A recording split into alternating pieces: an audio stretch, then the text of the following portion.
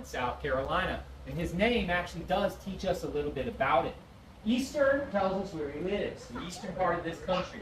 They're found from southern Maryland all the way down here in South Carolina, and they're in Georgia and Florida. Around America, we have many different king snakes. Flying king snakes. You can get them at reptile shows and breeders and things like that. It is a red rat snake, and it's very clear how he got that name. He is red. He eats mice and rats. Pretty easy around here. South Carolina has 3 rat snakes in it. The red rat, yellow rat snake, and the black rat snake. These are actually dangerous to us humans. Y'all don't have to be scared of every snake that is out there, but you do need to be careful around some of them. So I'm going to get careful. These are like 100 degrees. I try not to burn too much. Yes, you are. Well, we got to find out, don't we? That's at the end. That's the end. All right. I got my boots on. Are y'all ready to see some venomous snakes? Good. All right. So you guys are just fine, okay? I start running though. You just want to trick them or something. All right. Cool.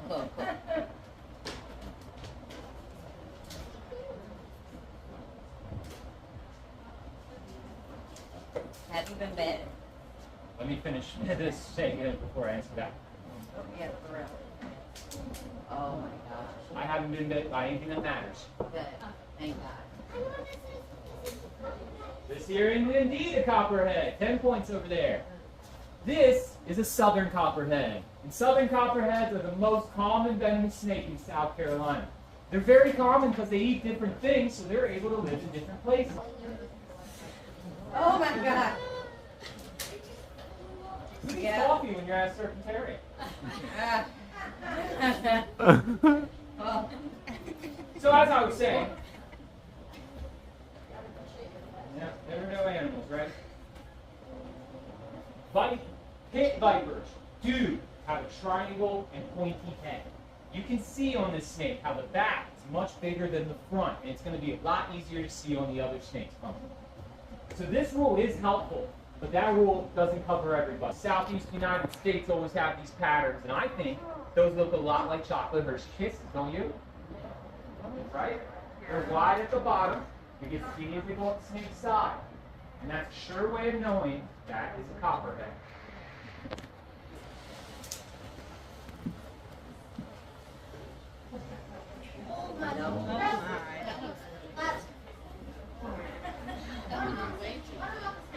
He's a fat boy. This here is the water moccasin.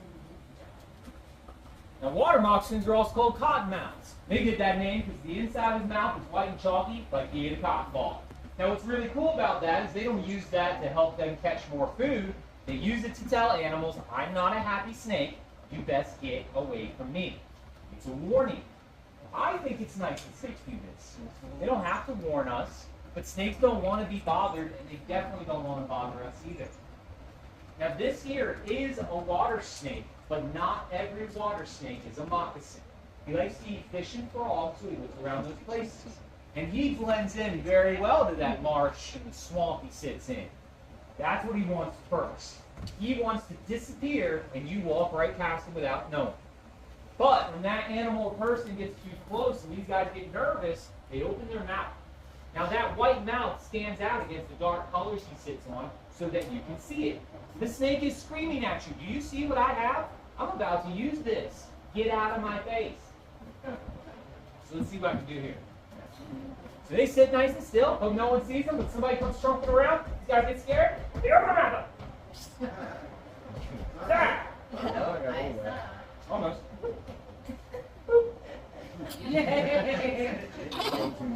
Alright, so first of all, do not do anything I do here on stage at home with your snakes. Because you will get bit. Yeah. Second of all, this snake and I have a problem. He is smart. This snake has been out here so often, he has learned that this is really weird, but this big monster's not going to hurt him. Snakes are a lot smarter than we give them credit for, and they are able to learn some very simple things. We are not friends, but a snake only bites when they're scared or when they're hungry. As long as I don't make them feel scared, I'm not much pain. But this snake's a little chunkier than the other ones did, right? Mm-hmm. That's because he's an ambush predator. These snakes sit around and wait for food to come to them, and they can sit in one spot for a few days waiting for that moment. Now, because of their size, these are not very fast animals. And the problem is they know they're not very fast animals. So they believe a good way to stay safe is to fight first and ask questions later.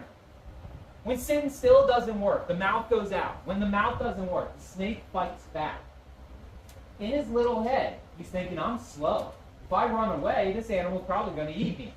But if I fight, if I make this meal too hard to swallow, then I get to survive.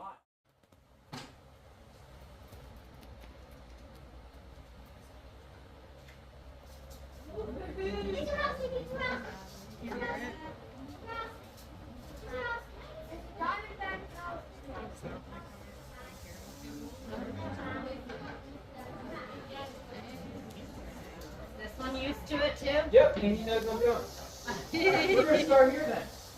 Lesson 1. If you are outside doing anything and you hear this sound, stop doing what you're doing. Figure out where the sound is coming from and go the other direction. You do not have to run away. The snake is not going to chase you. But you should not stay wherever you are.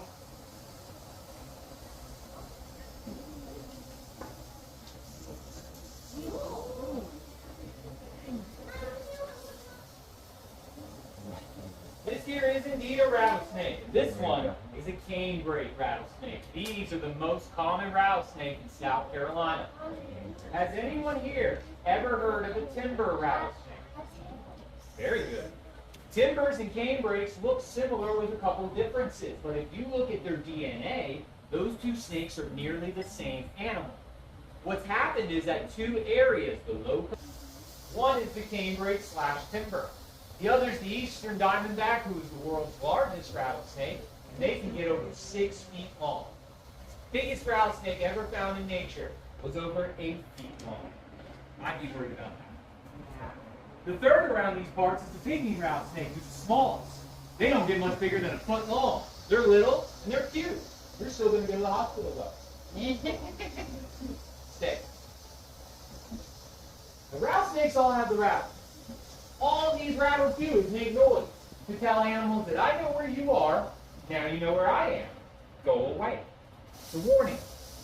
Rattles are right now, that tail is going anywhere from 50 to 80 times a second, which is ridiculously fast. Now if I saw this big beauty in my yard, 3 different things on his body tell me he's a canebrake rattlesnake. One are these black bands or zigzags that go across the body. They don't go down, they go across. There's a brown stripe from the back of the snake's head that goes nearly down his whole spine. Some snakes it's bright and easy to see, and others it is not. It's an individual snake thing. And if you get to see the tail of that rattlesnake, here, the last 2 to 3 inches of that tail before the rattle are a velvety jet black color. And if you look at other rattlesnake tails, that is very different. Any one of those things will let you know that's a canebrake. Now this is an adult. He could get bigger. I'm okay if he doesn't. And these are pretty snakes, in my opinion. But this is dangerous. And this is not something you want to play with. Ah.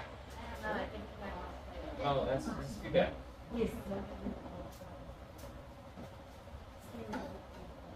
Coral snakes are in a different family. And that family has cobras in it. This is why coral snake heads are not arrow-shaped. They look like normal snakes. And it means their venom is very different. Pit viper venom is what you mainly call hemotoxin, which means blood poison. When that venom gets into the blood system, into muscles and tissue, it starts to destroy cells and flesh. That is what you and I are made of, so that's not very good. Coral snakes, on the other hand, have neurotoxin. When that venom gets in the body, what it's designed to do is creep around and block the signals the brain sends to the body. That's how your heart is beating right now, so that's as bad as it can get. Coral snakes will simply paralyze their food and shut the body down. Now, when we talk about venom in South Carolina, coral snakes are actually drop for drop the most toxic out of all the others. However, all that stuff said, bites from coral snakes and deaths are actually very rare, and they're rare for some simple reasons.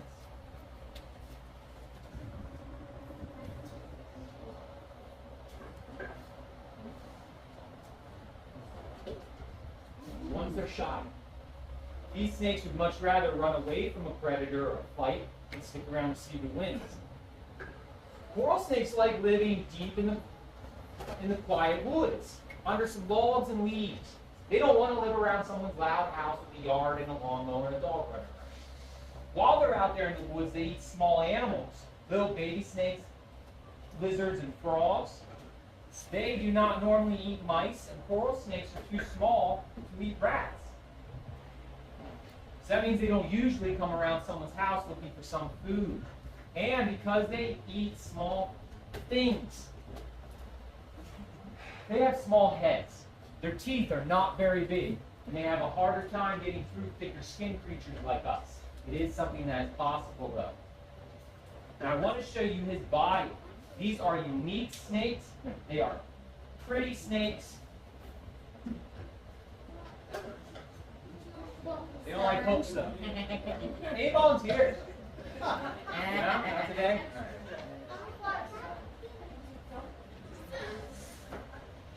All right. I don't got time. I don't got time.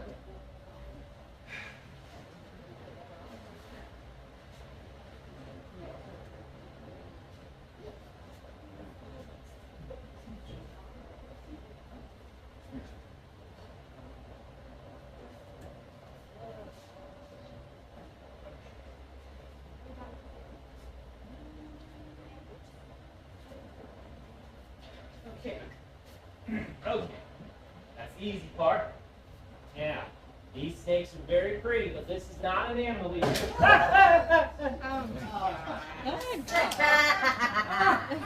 Nice. Good. Are you okay? I like that. No, the coral snake. Okay, well, there we go. You ready? If you see a snake and the red is on yellow, it will kill a fellow. The end. That's a coral snake. Don't play with it.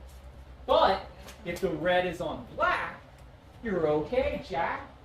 It's that easy. Sometimes it's venom lac or friend of Jack, whatever helps you remember. Just don't mix those up, okay? Red on yellow kills a fellow. Red on black, you're okay, Jack. It's big. This is my friend, Coco. It's a ball python. This is indeed a ball python, yes. But she's learned something extra. This is an exotic snake. Now, every other snake we've seen is native. They come from this area, region, and continent. This guy comes from Africa, so none of those places. You should not see one of these in your yard. If you do, call the park rangers and tell them you saw it. If you see any exotic animal, a snake, a bird, a fish, a turtle, anything, you know that's an exotic animal that doesn't come from where you are. You need to call the park rangers and tell them you saw it. Exotic animals cause huge issues in environments that they don't belong in, especially to the animals who do and are already there. If that happens here too long, we could be a lot like Florida. We don't want that happening, do we? Okay, it's a bad joke, but it's a very serious problem, okay? Now, this is a python. Not every python is giant. Most of them aren't. This is actually pretty much full grown for Coco. And they call them ball pythons because what they do when they're scared.